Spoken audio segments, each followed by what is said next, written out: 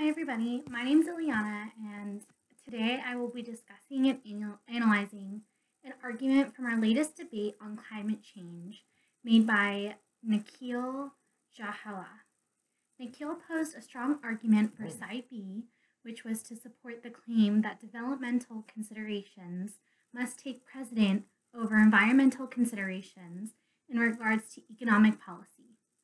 First and foremost, Nikhil argues whether the scientific community agrees upon if climate change is real. This reminds me of a statement a professor once said, which was you can always find a scientific article to support your specific argument. In this case, I found articles which stated climate change is a real problem, and I found articles which stated that it isn't a large problem as we think. For the course of this argument, we will assume that climate change is the change in the intensity of drought, floods, hurricanes, etc., that whether it is caused by human involvement is not the main focus, but that there is a change in intensity of these types of events around the world that affects economies and nations today. Nikhil also poses that technology should be our main focus and that technological advancements will result in a betterment of the world.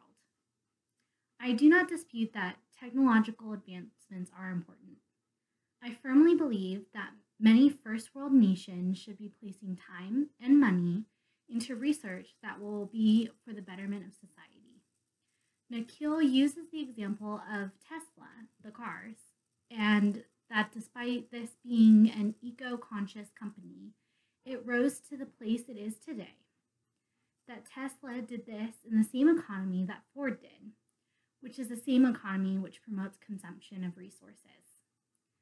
Tesla is successful because people believe that buying this product is their best choice, either because it is good for the environment or because it is a better financial decision. Seeing as how electricity fluctuates in cost less than oil does. I think that Tesla is a great example of change. However, the international community as a whole does not currently invest money in green technology the same way it invests in, say, oil or oil technology. The argument should not be whether we choose technology over the environmental concerns, but how we can use technology to get more bang for our buck. It does not serve the international community justice if we turn farmland into desert through salinization, nor does it benefit the international community if there are thousands of refugees that need to migrate due to lack of food or water. These are the international issues we should be focusing on. Whether climate change is real or an arbitrary question, if this issue still exists. Nikhil also mentions that the information that is given to support climate change is not always correct. I do not dispute that there are people in this world who take statistics and blow them slightly out of proportion. However, the underlying problems are still prevalent. Climate change may just be a term used to describe what is currently happening, like an overarching umbrella to the problems we are seeing internationally. What we can say is that how we define climate change isn't important. If you remove the word climate change and replace it with humanitarian crisis, then it becomes a different issue, but the same problem.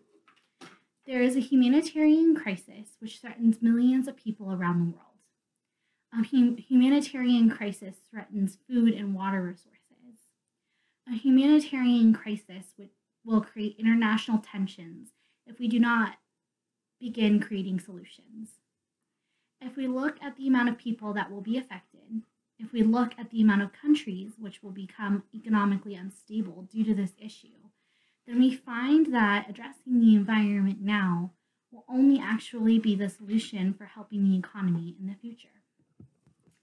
Thank you so much.